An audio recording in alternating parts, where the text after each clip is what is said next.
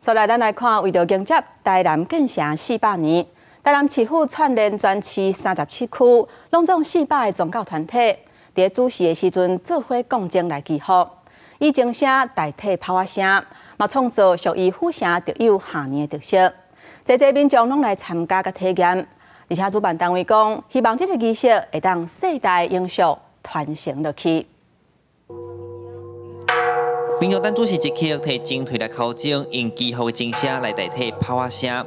建成400档，台南市政府串联全市超过400间庙寺、教会者的宗教团体，伫暗时11:15同时阵口证祈福。嘛，甲日本金铁市石浦新社东部连续口证，文化古都甲祝福的精声传甲全世界去。伊的意义呢真重大，伊就是讲要互大家人，还是国家呢拢真平安。我要求着我许了愿望。台南400这件代志，就是咧讲咱历史的一个延伸，每一个时代甲每一个时代故事。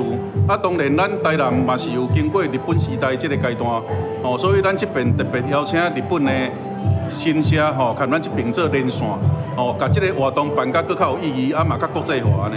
这项仪式伫2019年对自福宫、集福宫甲中福宫发起，起头敢若几间庙尔，到搭愈来愈侪庙来赞声。即个嘛，侪宗教单位嘛推出限定的礼品，送互来参加的民众。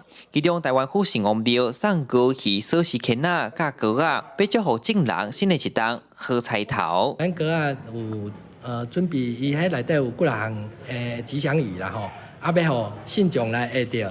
会当食到，食下嘴内会当感受到好的滋味吼，啊，这点会当互伊会当平安顺利啦。每一档拢会继续办落，以后会真正就是咱台南的这个台南的一个特色的跨年。活动发起人讲，办这上大意义是要展现古都的历史风采，把促进宗教参在地民众的交流。希望这个活动会当成做一个新的起头，让台南特有的跨年仪式一代传过一代。记者李新武台南采访报道。